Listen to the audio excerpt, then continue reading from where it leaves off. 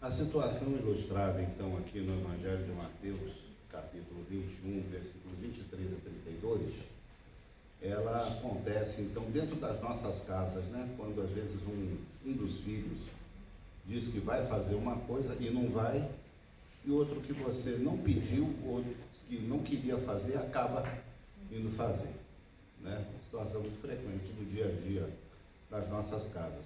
E acontece até no mundo corporativo também. Eu tenho um amigo que ele trabalha em consultoria na área de informática e ele viaja a trabalho para vários países da América Latina. Ele está baseado aqui no Brasil, mas ele viaja para vários países.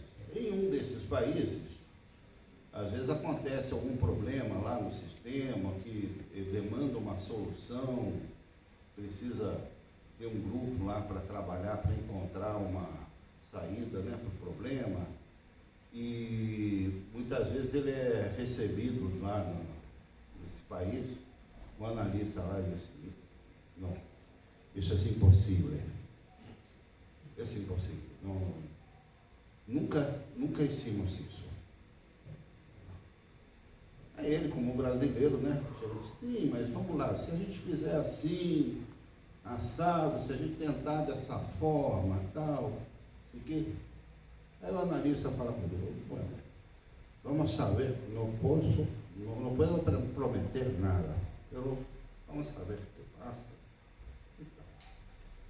E vai tentando lá uma outra alternativa e no fim do dia consegue chegar a uma solução, né? Em outro país, ele passa pela mesma situação, apresenta lá um problema e a equipe lá de TI, né, de informática, vira para ele e fala, sim, claro, isso vamos a resolver, você é muito tranquilo. Não. Aí tá bom, aí ele vai para uma reunião, sai da reunião, aí aquele negócio, nós estamos fazendo, tá, nós vamos seguir todo, tá certo, né? Ele vai almoçar, volta do almoço, pergunta como é que está o negócio. Sim, estamos avançando. Para chegar no final do dia e o analista chegar para ele e dizer o seguinte, lamentavelmente não podemos resolver esse problema.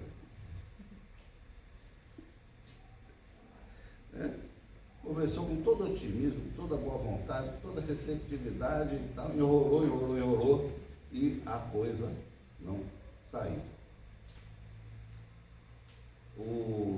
Ele viveu essa situação na Argentina e no México. Aí quem conhece um e conhece o outro deduz aí qual país reagiu de qual forma, né? Mais ou menos a gente desconfia. Bom, mas acontecem essas coisas, né? E acontece também, com muita frequência, na nossa vida cristã. Eu vou voltar a esse assunto porque o texto começa com um debate entre Jesus e os fariseus, e ele, já no templo de Jerusalém, já vivendo os desafios, né, cara a cara com os líderes da religião de Israel, ele se defronta com eles e eles perguntam então, como se diz assim, né, na lata, né? Com que autoridade você faz esses milagres? Em nome de quem você está agindo? Não é?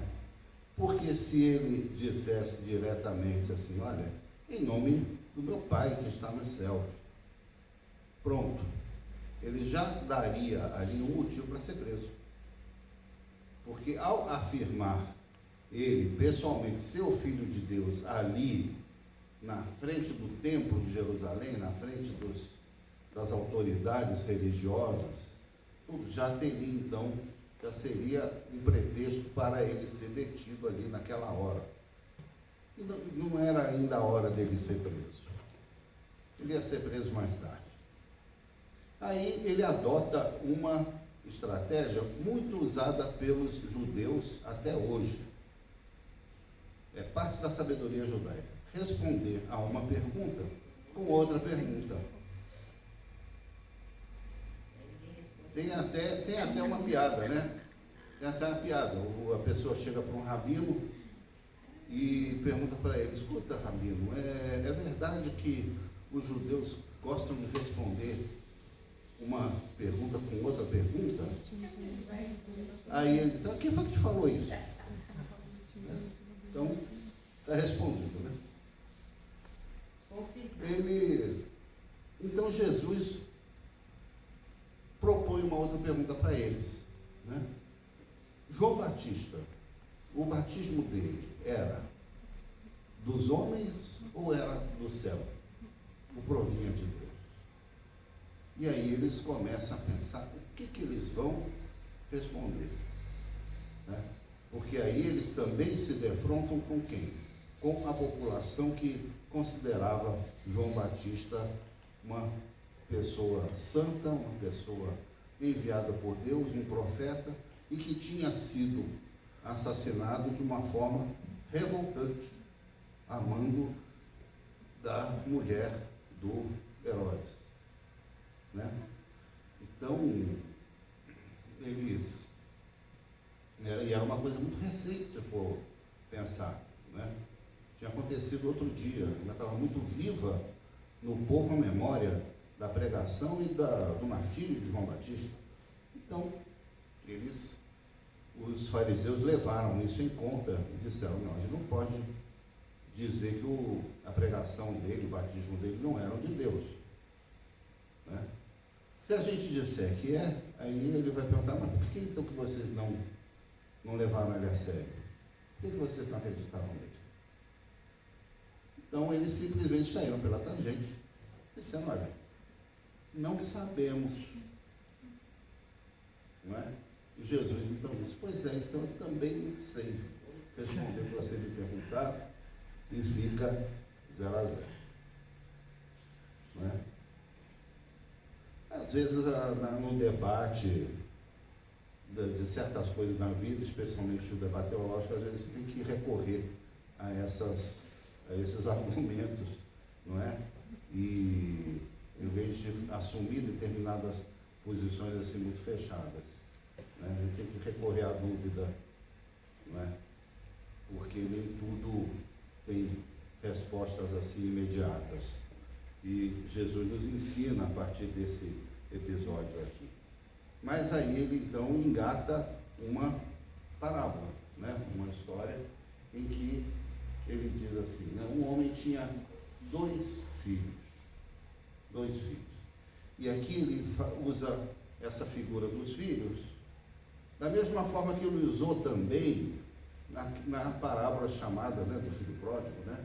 Que também é uma parábola de dois filhos, não é? Um filho da casa, fiel, leal, presente e tal, e outro filho assim, digamos, da pavirada, né? Aqui ele tem um filho que responde na hora, né? Quando ele manda ele trabalhar lá na vinha, então ele diz: não vou não vou, tem muita coisa para fazer, tem trabalho da faculdade, né? Tenho TCC para terminar, não vou não. O orientador também está lá em cima de mim, não vou, né?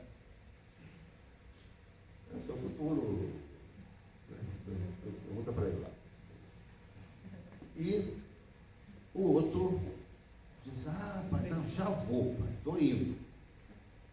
Igual aquele lá, né? Claro, eu sou coelho, assim, vamos resolver tudo, claro, né?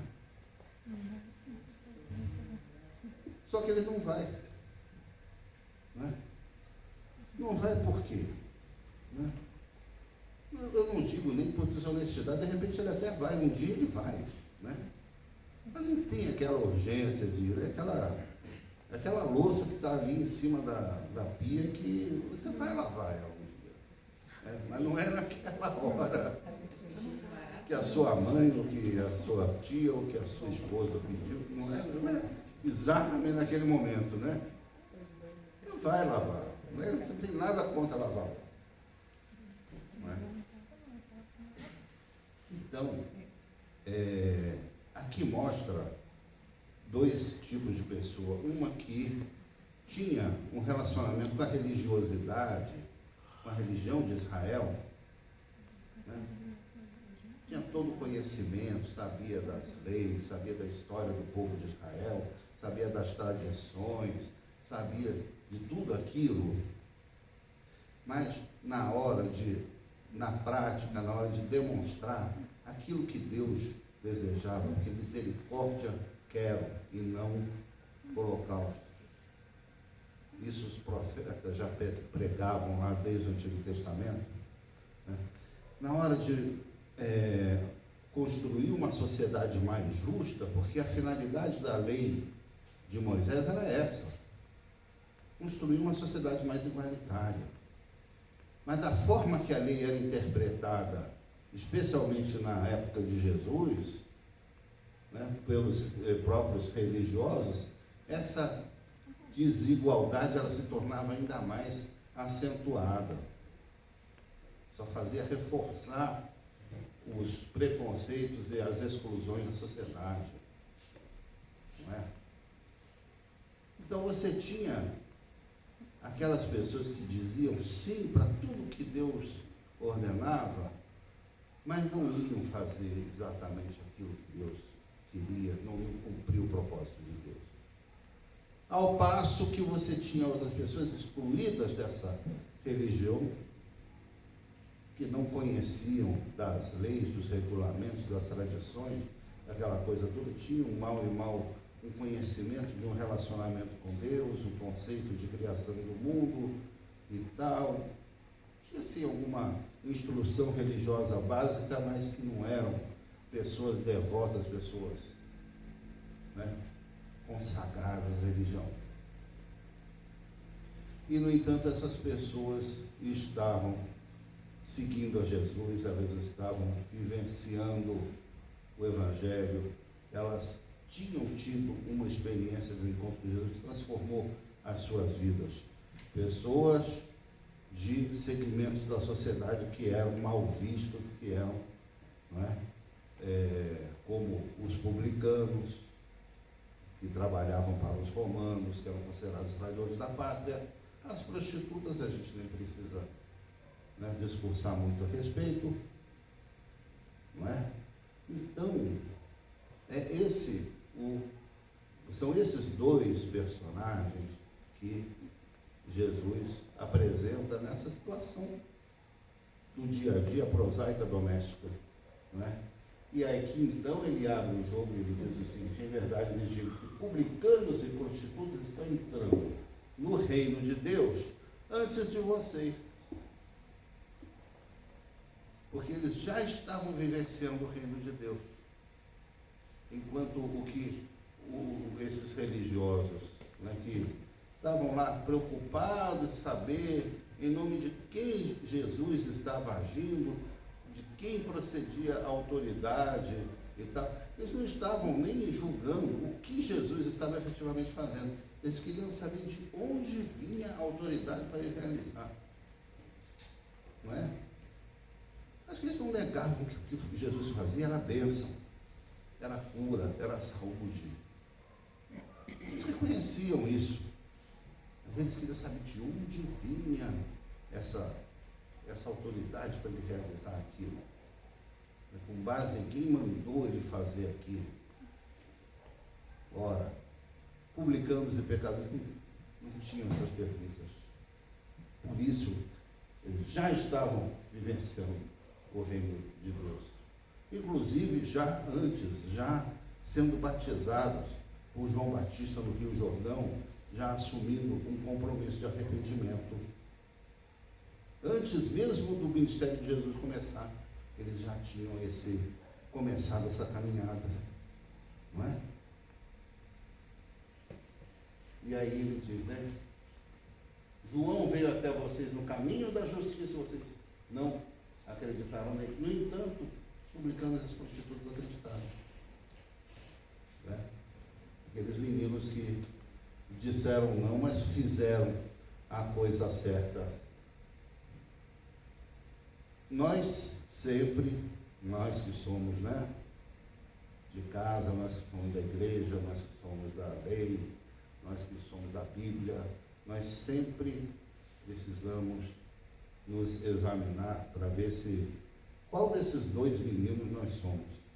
Se é aquele que diz sim, que promete que vai fazer tudo direitinho e não faz. Então, vai fazer um dia, né? Não tem essa urgência.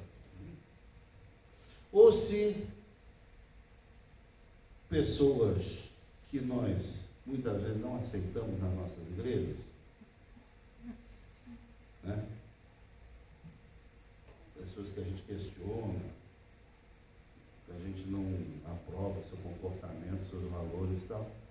Se essas pessoas não estão vivenciando o reino de Deus antes de nós, não é? É importante a gente ter em mente essa pergunta para sabermos qual dos dois meninos nós somos. Amém? Essa mensagem eu gostaria de deixar para vocês nessa noite.